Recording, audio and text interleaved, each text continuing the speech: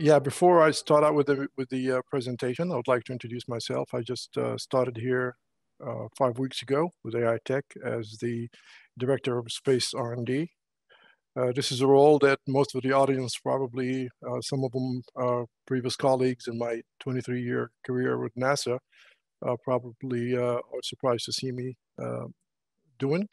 But it is an exciting opportunity, and it came out as a result of a vision that Yaron has shared with all of us, where technology at its best and the customers are driving that technology for us. And we saw an opportunity here to do both. So let me delve into real quickly about our market segments. Mostly, as you know, satellites, as John has mentioned, as well as orbiting spacecraft and stations, lunar landers, deep space habitats, interplanetary satellites and missions are pretty much our target market, and has been for quite a while, and we have proven our excellence there. However, the new market, the new Space 2.0 has shown us here that the next 10 years will not look like what it used to be. So we are preparing ourselves for that, and we are hoping that what we bring to the table will meet those challenges and those requirements.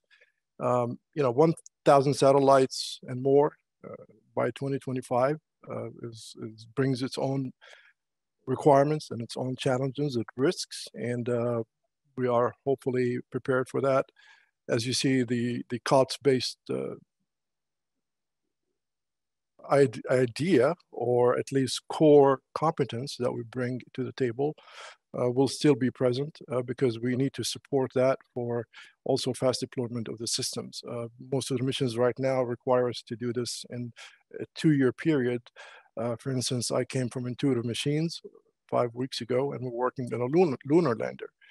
And we know that they are working on this furiously, and they need all these systems to be deployed with a very short life cycle, development, production, and the whole thing. So this is where we come in, and hopefully what we provide here, as you see on the screen, will be able to meet these challenges. The R&D Center, when this was brought up, was where can we have an R&D center that will serve our needs and our customers' needs? And we chose Houston, Texas. We think that what it brings to the space community, Houston, that is quite a bit. The spaceport, the initiative that they're starting there, the commercial labs that belong to commercial companies and newcomers and pioneers in their fields have chosen Houston as well. So we're going to be nearby and supporting our customers there. What is R&D? What is the value to our customer? I think that you have seen so far where Aitech brings as pioneers in their own fields. And they have invested quite a bit of money now and funding into supporting the internal R&D efforts.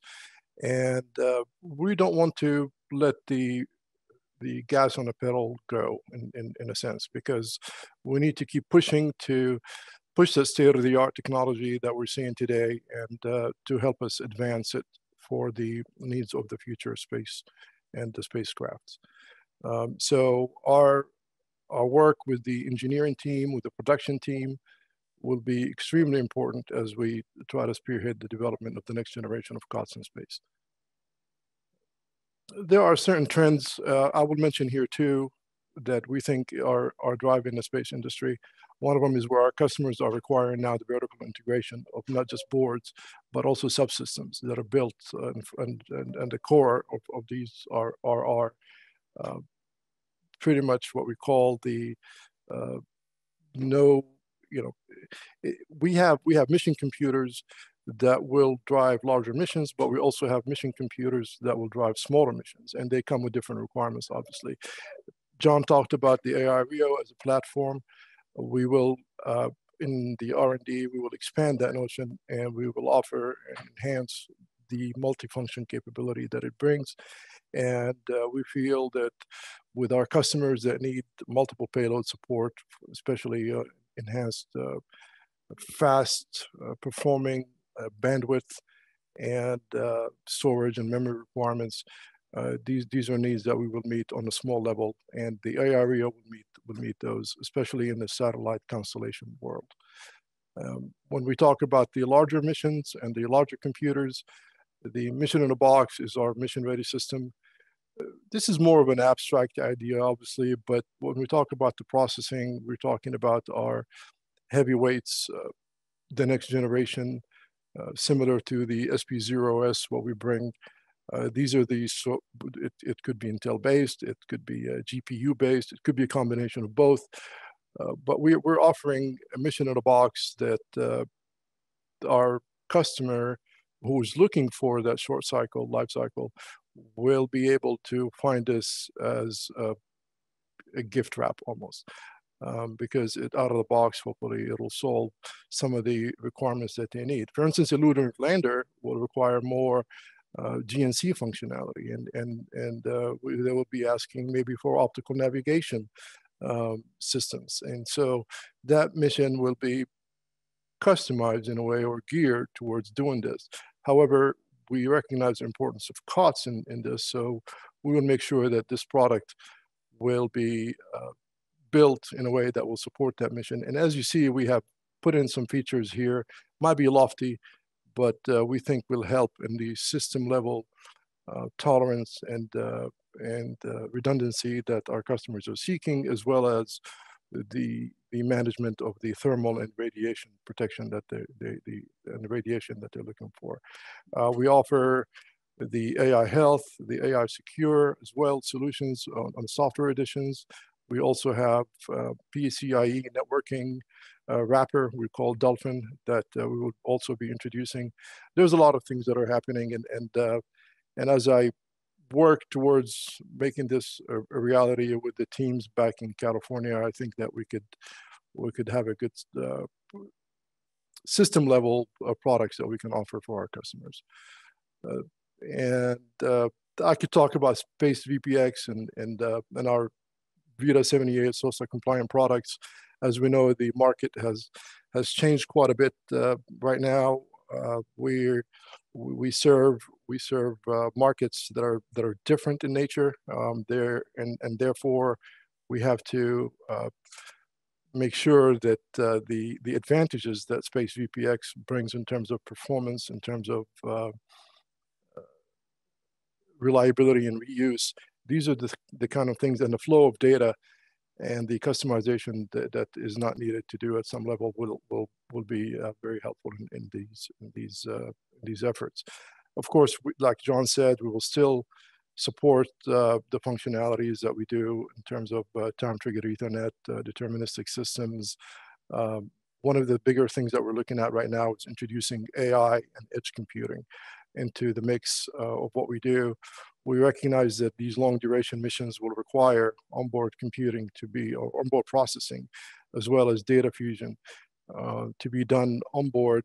And this way it'll minimize the network bandwidth and the return to Earth, and in terms of battling for resources. So I think, or we think that this will be definitely a solution or to a trend that we're seeing right now. We talked here about what does it mean in terms of the next gen enabled technologies, and as I mentioned maybe a little earlier, where the CPU GPU combo board can replace a flight computer and a vision processing unit, a VPU on a spacecraft. If you're currently developing this technology for a customer, this will be featured as one of our main products. We also recognize the need for large bandwidth usage, and the fact that most of these missions don't have line of sight, whether it's satellites or whether it's some other missions, and will be used to something like delay tolerant networking, where you're going to require, where you can have large amounts of storage that is needed, as well as memory. So we would be pushing the boundary on these.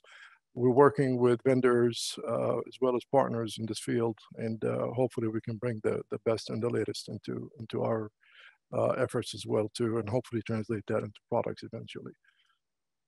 And that's it. I think if you need any other questions that can be answered, sales will help, and I am sure that later on we'll share with you the contact information from all of us. Thank you for listening, and we'll talk soon.